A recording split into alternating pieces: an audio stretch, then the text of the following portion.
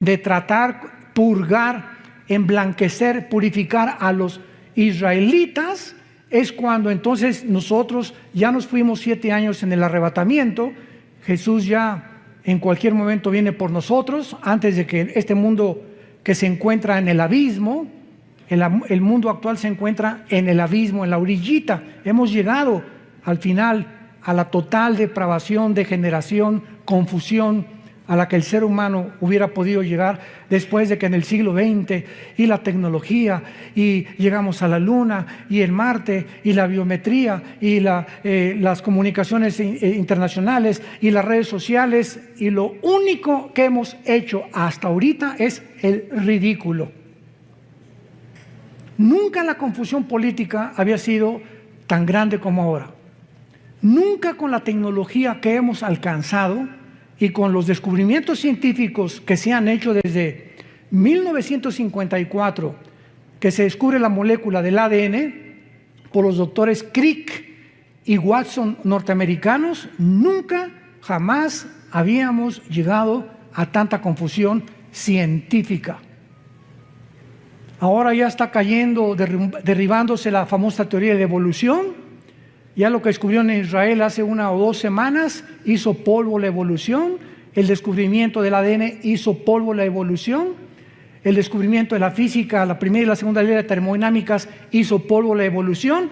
Una mentira que nos enseñaron durante más de un siglo.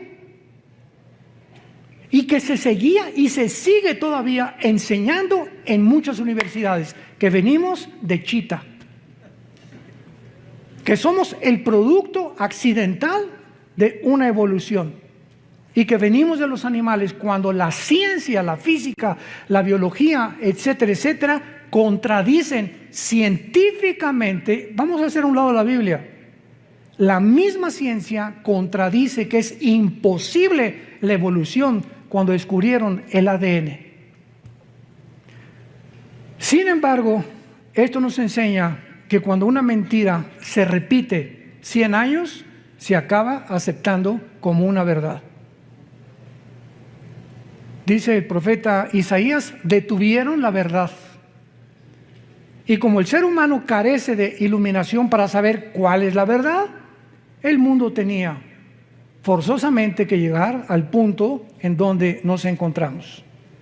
Nos encontramos en el abismo, donde las cosas no van a mejorar, las cosas van a ir de mal en peor.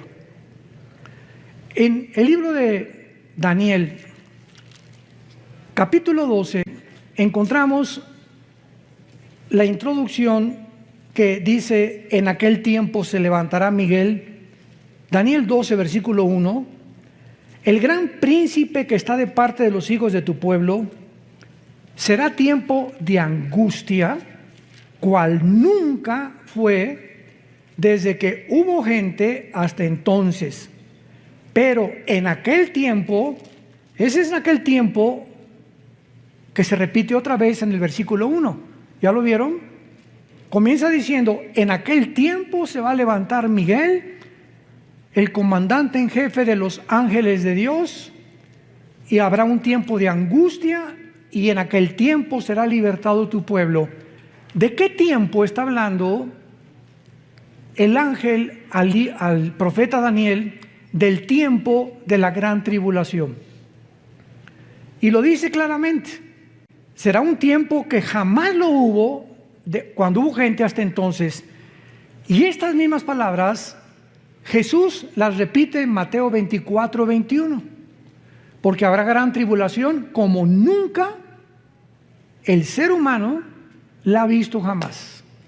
Ni en el Holocausto judío, ni en la Primera Guerra Mundial, ni en la Revolución Bolchevique, ni en la Segunda Guerra Mundial, ni en la Guerra de Vietnam, ni en la Guerra de Corea, ni en los tsunamis que ha habido, ni terremotos. Lo que va a pasar sobre el mundo es algo inusitado que jamás en la historia se había visto. ¿Por qué?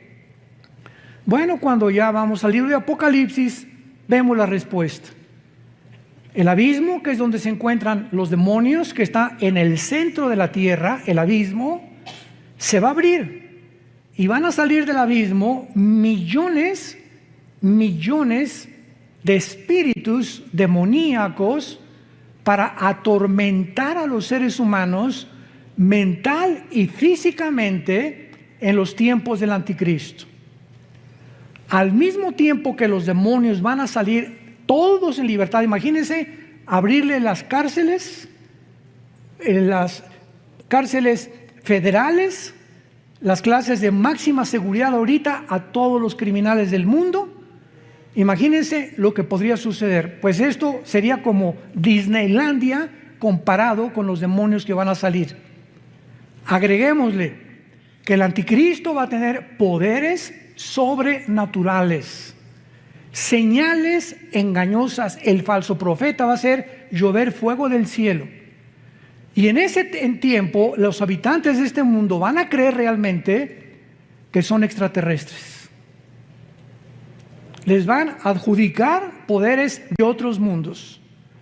Y agreguémosle todavía que aparte de las señales y milagros y todo lo que está pasando, Satanás baja al mundo. Ahorita dice Efesios 2 del 1 al 3 que es el príncipe de la potestad del aire. Ahorita Satanás opera en el aire con las ondas de comunicación, con el espectro electromagnético, con todo lo que es el magnetismo, la energía.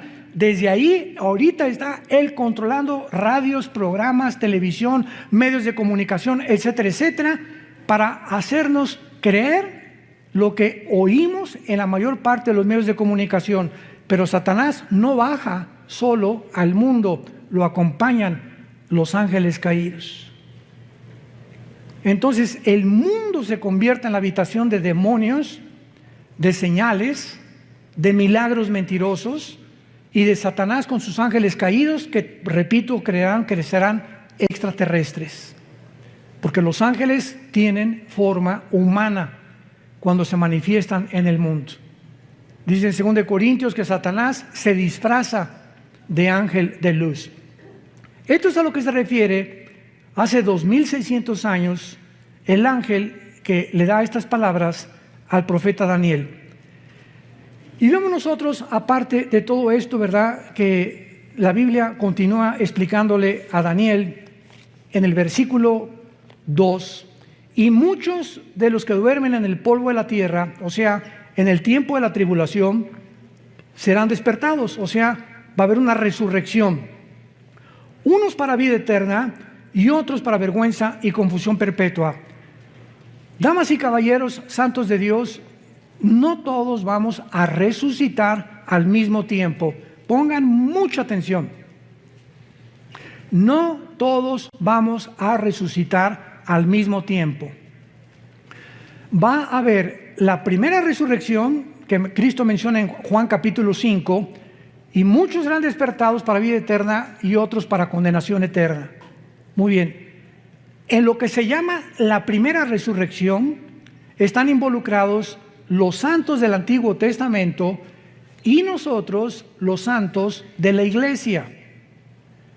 Y la otra resurrección para condenación se encuentra hasta Apocalipsis 20, del 11 al 15, que se llama el juicio del gran trono blanco, donde van a resucitar los incrédulos o todos aquellos que rechazaron las leyes y los mandamientos de Dios.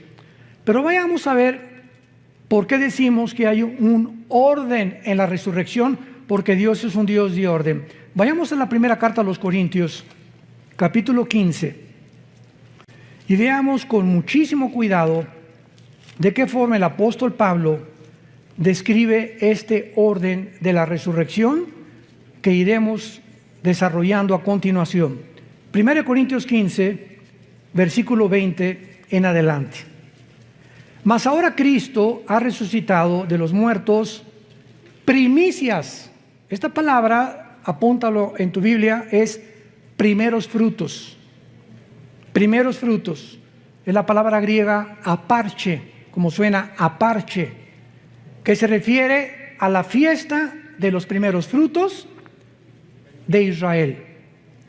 Acuérdate que primero era la Pascua, después venía los panes sin levadura, después venía los primeros frutos y después vino Pentecostés. Y quedan 3 fiestas para poder terminar el plan de Dios. Entonces, cuando el apóstol Pablo dice que Cristo es el que cumplió la fiesta de los primeros frutos, porque Jesucristo es el primero en toda la historia del ser humano que resucitó sin volver a morir. Cuando Dios resucitó a Lázaro, volvió a morir. Cuando resucitó a Tabita, volvió a morir. Todos los casos de resurrección que encontramos en la Biblia volvieron a morir. Pero Cristo es el primero, por eso se le llama en Colosenses el primogénito de los muertos. Es el primero en su género, que lo significa primogénito, primo de genes, de su generación que seguimos nosotros, que resucitó. Muy bien. Versículo 21. Porque por cuanto la muerte entró por un hombre, también por un hombre la resurrección de los muertos. Porque así como en Adán todos mueren, también en Cristo serán todos vivificados. Versículo 23, lean con mucho cuidado. Pero cada uno en su debido orden. Y esta palabra tagma, que en el griego es orden, significa un orden de soldado raso, cabo, teniente, coronel, nos habla de que cuando hay un orden, hay, ¿verdad? Primero después el segundo, el tercero, el cuarto y el quinto. Entonces, la resurrección de los muertos va a seguir un orden establecido por Dios. Cada uno en su debido orden. Cristo, las primicias, fue el primero. ¿Ya lo vieron? Luego, ¿quiénes siguen? Los que son de Cristo. Los santos del Antiguo Testamento no están incluidos en nuestra resurrección. Los que somos de Cristo somos los que fuimos bautizados con el Espíritu Santo en el momento de nuestra conversión.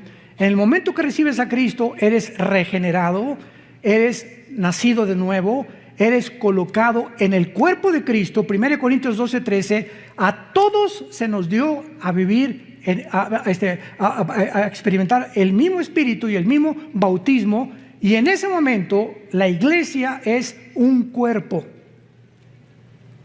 y la cabeza es Jesucristo. Y en la iglesia unos son una oreja, otros son mano, 1 Corintios 12, otros son las piernas, otros son los dedos, etcétera, etcétera. La iglesia tiene una manifestación de dones y de talentos de acuerdo a la soberanía de Dios. Y en la iglesia hay apóstoles, ¿verdad? Hubo profetas, pastores, maestros, etcétera, etcétera. Hay diferentes ministerios que reparte Dios, diferentes dones, etcétera, etcétera. Pero todos los que desde Pentecostés hasta nuestros días, cuando venga el rapto, vamos a resucitar. Te repito, de Pentecostés hasta nuestros días, cuando venga el rapto, la iglesia es la primera en resucitar. Vamos también, antes de regresar a Corintios, a ver en Primera de Tesalonicenses esta verdad. Capítulo 4. Primera de Tesalonicenses, capítulo 4. Y dice así, versículo 13.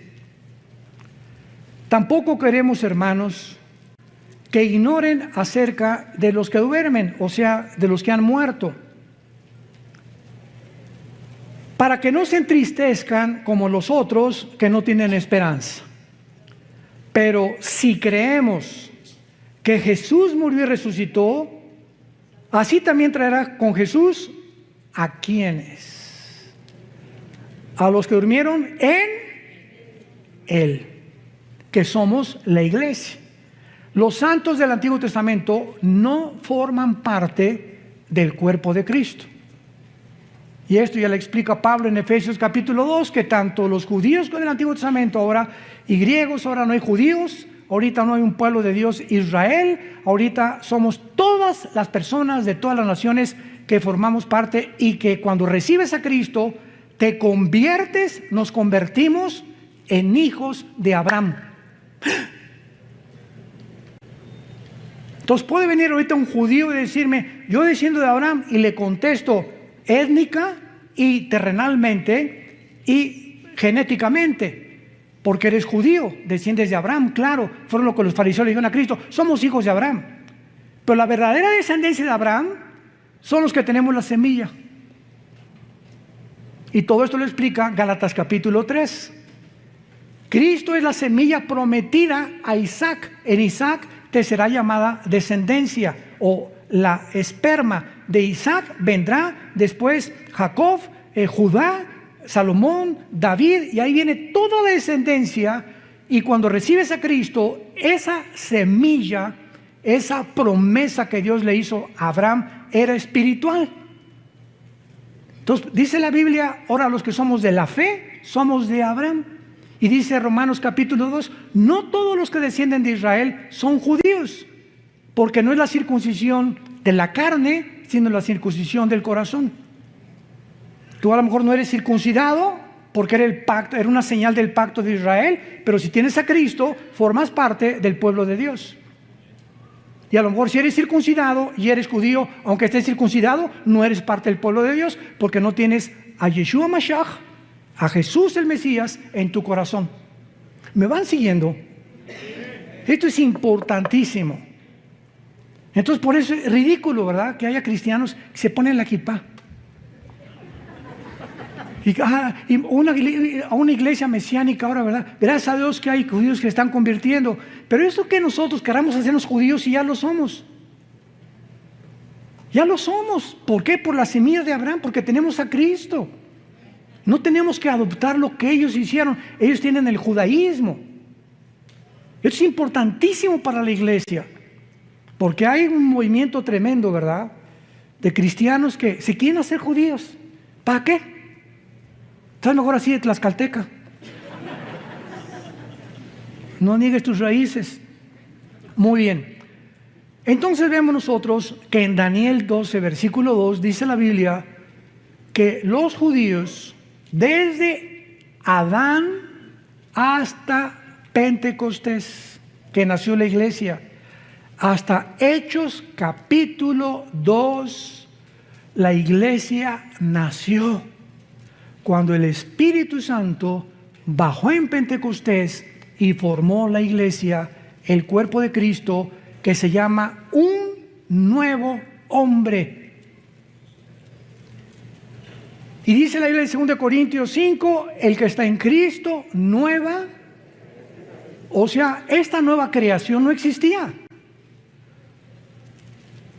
Cuando Dios descansó en Génesis capítulo 2, el séptimo día, ¿qué significa? ¿Que Dios se acostó en una hamaca? No, que Dios dejó ya de crear nada nuevo. Todo conforme a su semilla, ardillas, hipopótamos, ballenas, todo, ¿verdad? Todo ya lo dejó Dios como lo había hecho.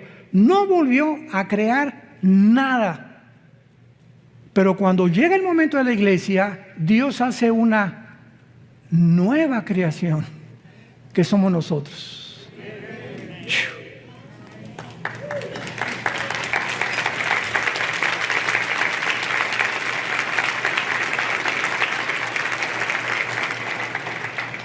¿Y este hermano por qué no guarda el sábado? ¿De qué estás hablando?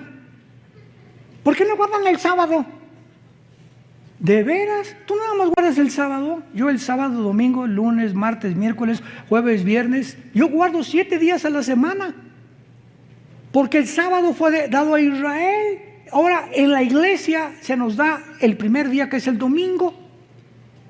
El primer día de la semana Cristo resucitó, el primer día de la semana vino el Espíritu Santo, y los apóstoles comenzaron a reunirse ya no el sábado, sino el domingo, para que viéramos la diferencia de las dos entidades. Una es Israel, otra es la iglesia. No las confundamos. Ahora, Israel era la esposa de Dios y se divorció. Dios está divorciado ahorita de Israel. Nosotros somos la novia de su Hijo. 2 Corintios 11, del 1 al 3. Desposados como una virgen pura. Alguien me preguntó, ¿qué acaso tiene Dios dos esposas? Le dije, por favor, entiende la Biblia. Dios tiene hecha a un lado a Israel y va a regresar. Romanos 9, 10 y 11, va a regresar en la tribulación a purificarlos, purgarlos, y los que crean en la tribulación en Jesús pasarán al milenio junto con la iglesia nosotros. Pero ahorita Dios está divorciado. ¿Dónde dice eso? Vayamos al libro de Isaías.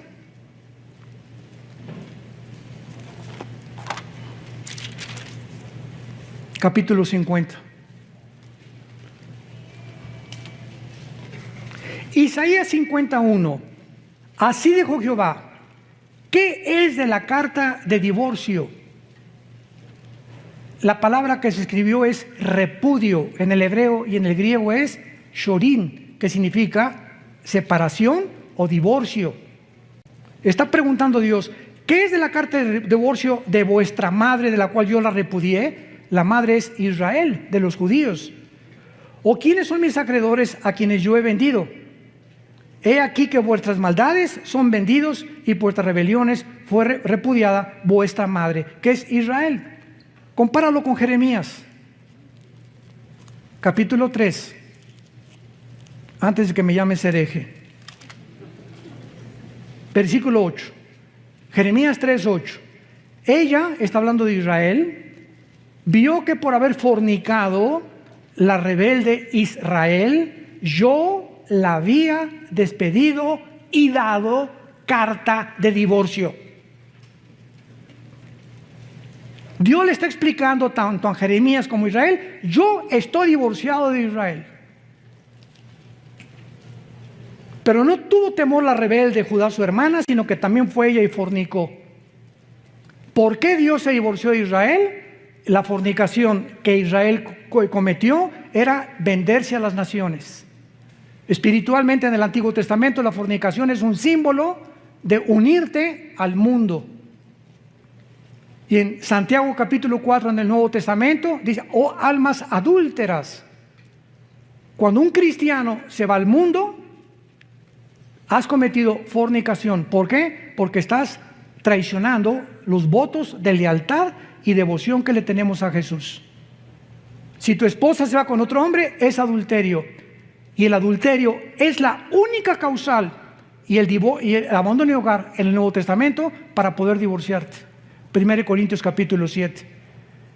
Las mismas causales por las cuales Dios se divorció de Israel le pertenecen a la iglesia. Dios se divorcia de Israel espiritualmente, y en el Nuevo Testamento el divorcio físico, visible, terrenal, es si tu esposa se va con otro o tu esposo se va con otro. Es la única causal, no hay otra causal más que el divorcio y el abandono de hogar. Que te diga tu esposo adiós, dile: adiós, gavilán pollero. Bye bye, que Dios te bendiga. Y quién sabe si lo bendiga, ¿verdad? Bueno, entonces esto es importante, ¿verdad? El Dios del Antiguo Testamento está divorciado, y ahora nosotros, la iglesia, que somos un nuevo cuerpo, somos una novia de su Hijo Jesucristo. Qué grande demostración que la iglesia e Israel son dos entidades completamente diferentes. Porque hay enseñanzas cristianas donde mezclan y dicen: no, ya Dios acabó con Israel, ya no hay, la iglesia tomó su lugar, etcétera, etcétera. Y esto no lo enseña la Biblia. Dios le dice a Israel: adiós, ahí nos vemos.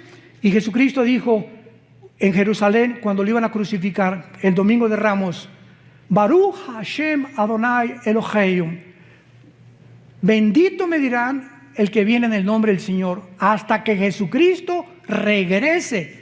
Y los judíos, después de la tribulación, Apocalipsis 1:8, mirarán al que traspasaron. Romanos 11, 25 y 26, Israel será salvado. Hasta ese momento, la esposa que era antes de Dios se volverá a unir a su marido. Y seremos una sola entidad en el tiempo del milenio. Entonces, Dios no se ha olvidado de la esposa despreciada. Si esa esposa regresa y le pide perdón a Dios y reconocen a su hijo como el Mesías, Dios vuelve a renovar sus votos por el pacto que hizo con Abraham. ¿Ven qué importante es entender la Biblia sistemáticamente para no caer en herejías y en tonterías y ya Dios acabó con la iglesia, con Israel, ya no tiene para nada, ¿verdad? Claro que ahorita no tiene absolutamente nada. Cuando crucificaron a Cristo, dijo, ¿verdad? Dijeron los judíos, la sangre sea sobre nuestras cabezas. Y en ese momento la maldición vino sobre Israel, que se encuentra todavía esta maldición en Israel, menos en los judíos que han aceptado a Jesucristo como el Mesías y que forman parte de la iglesia. Pero en el año 70 después de Cristo llegaron los romanos, encabezados por Tito, el general romano, hijo del emperador Vespasiano, y arrasaron Jerusalén y no dejaron piedra sobre piedra. Y desde el año 70 hasta 1948, Israel no tenía templo, no tenía nación, no tenía absolutamente nada. Regresaron en el 48 para despertar, para resucitar nacionalmente, porque la Biblia habla de 2 regresos de Israel. Ya regresaron nacionalmente, regresarán espiritualmente en la gran tribulación. Entonces no es hasta que se conviertan, Ezequiel 37, la visión de los huesos secos, ¿se acuerdan? Que Ezequiel le dio es una visión de los huesos, que es Israel, y lo dice, los huesos son mi casa. Y ahorita se están juntando los tendones con los huesos hasta que se forma el cuerpo, que es Israel, cuando Jesucristo regrese junto con nosotros para reinar con ellos en el milenio. Regresamos a 1 Corintios. Entonces vemos que la primera resurrección le pertenece a la iglesia, a los que somos del cuerpo de Jesucristo. Y después dice claramente en este orden el apóstol Pablo, los que son de Cristo en su venida, luego el fin cuando entregue el reino de Dios y Padre. Muy bien. La resurrección, viene Cristo mañana, supongamos, o la semana que entra, desaparecemos millones de personas. Yo pienso sinceramente que somos la generación que no va a gustar la muerte, que somos la generación que no vamos a saber lo que es morir. De repente las noticias se congestionarán, los medios de comunicación, aviones que van a caer porque el piloto desaparecieron, accidentes de tránsito, todos los niños menores de edad desaparecerán del planeta, siendo ya de padres incrédulos o no padres incrédulos. Los niños son de Dios. Dejen que los niños se acerquen a mí. No dijo Jesús, nada más los cristianos o nada más los judíos, no, que se acerquen todos los niños. Son míos los niños, pertenecen de una forma misteriosa y espiritual a Jesucristo. Y entonces van a pasar 7 años de tribulación, y cuando termine la tribulación resucitan todos los santos desde Adán hasta la cruz. Y después en el milenio va a haber otra resurrección, porque cuando Cristo venga, hagan de cuenta que entramos ya al milenio, resucitados nosotros con cuerpos resucitados, bajamos del cielo con Cristo con cuerpos glorificados ya, pero cuando venga Cristo, dice Zacarías capítulo 13 versículo 8, que una tercera parte va a sobrevivir la tercera guerra mundial. Una tercera parte sobrevivirá la guerra del Armagedón. Y esta tercera parte que sobreviva, va a haber, Mateo 25, un juicio de los cabritos y de las ovejas. Y Dios va a juzgar a los cabritos y a las ovejas. Las ovejas son las que siguieron a Jesús en la tribulación, los cabritos, los que le rechazaron, serán condenados, y los sobrevivientes cristianos de la tribulación van a pasar al milenio. Los que se convirtieron en la tribulación y se salvaron de la muerte del anticristo. Pero esas personas que entran al milenio tienen que morir, ¿verdad? Porque se ha establecido Romanos 9 que los hombres muramos una sola vez y después el juicio. Entonces, ¿cómo van a entrar a la eternidad estas personas que pasaron de la tribulación vivos al milenio si no han resucitado? Entonces, la mayor parte de estos que van a entrar se van a rebelar contra Cristo, Apocalipsis 20 del 10 en adelante, y Satanás será sacado del abismo y encabezarán la última guerra, Gog y Magog, que es diferente de la Ezequiel 38-39, para pelear contra Cristo. Y los que se hayan convertido en milenio resucitarán para entrar a la Nueva Jerusalén.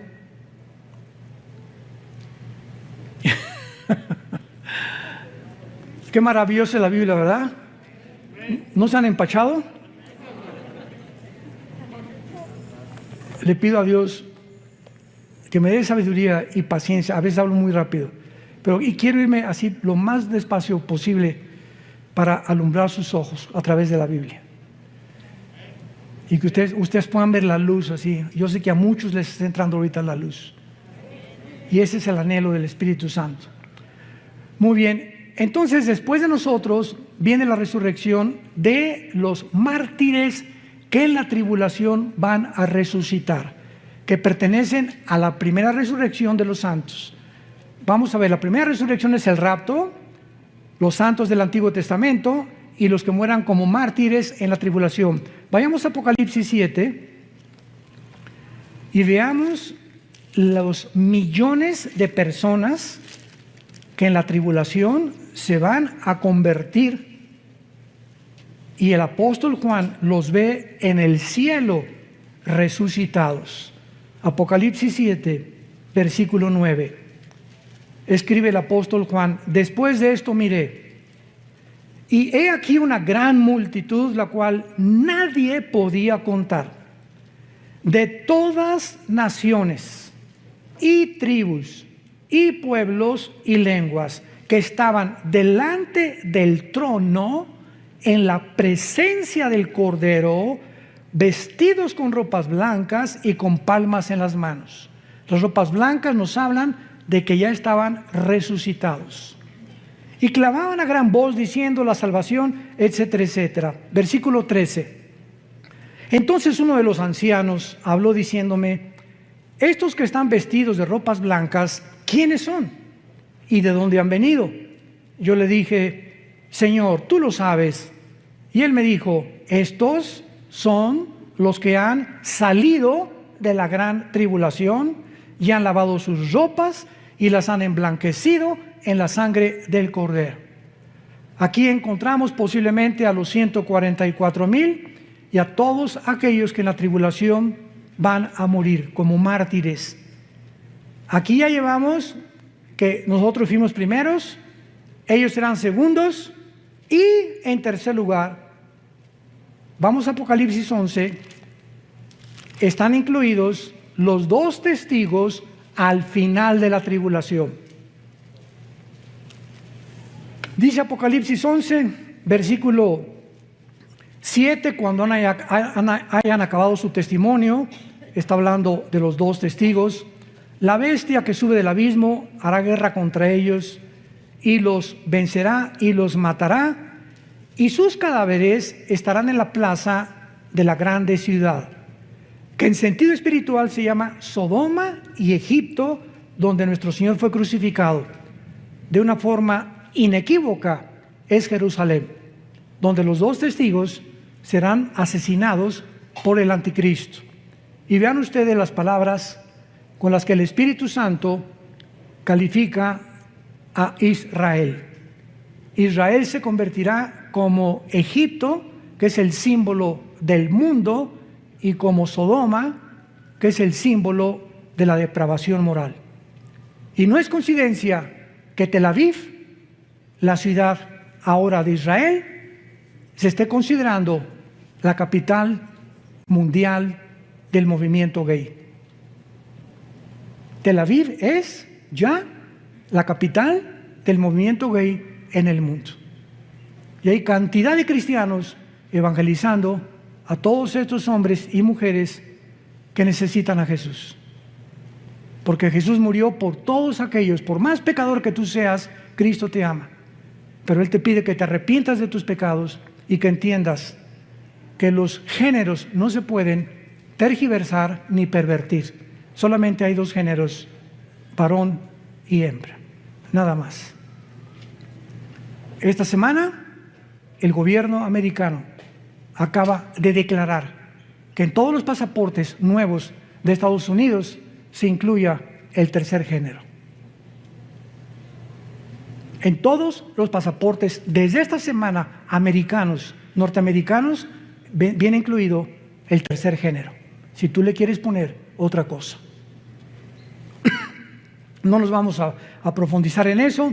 Y entonces van a ser asesinados, versículo 9, y los de los pueblos, tribus, lenguas y naciones verán sus cadáveres por 3 días y medio y no permitirán que sean sepultados.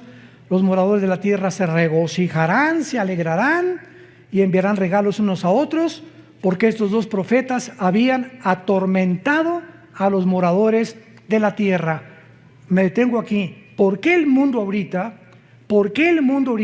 se ha vuelto contra nosotros? ¿Por qué? Porque se sienten atormentados con la predicación del Evangelio de Cristo. En lugar de que sientan una medicina y un aliento, yo cuando oí el Evangelio dije, Dios mío, esto es lo que yo estaba esperando toda mi vida. Hay personas que se molestan. Y ahora tú no puedes predicar esto. La iglesia es un hospital para todo tipo de personas, lesbianas, transgénero, homosexuales, borrachos, parranderos y jugadores. Esto es la iglesia. Le abrimos la puerta a todos para que podamos ser sanados de la condición en la que el mundo tal vez nos empujó a ser. Cualquiera de ustedes que oiga mi testimonio no lo vas a creer. No lo vas a creer lo que yo era antes de venir a Jesús hace 46 años. Este año cumplo 46 años, no de edad, de cristiano. Y 43 años cumplo este año de predicar la palabra de Dios. A los 3 años de convertido comencé a predicar en la sierra a los indígenas de Oaxaca y de Guerrero. Tuve 3 años en la sierra, durmiendo en pisos de adobe, tapándome con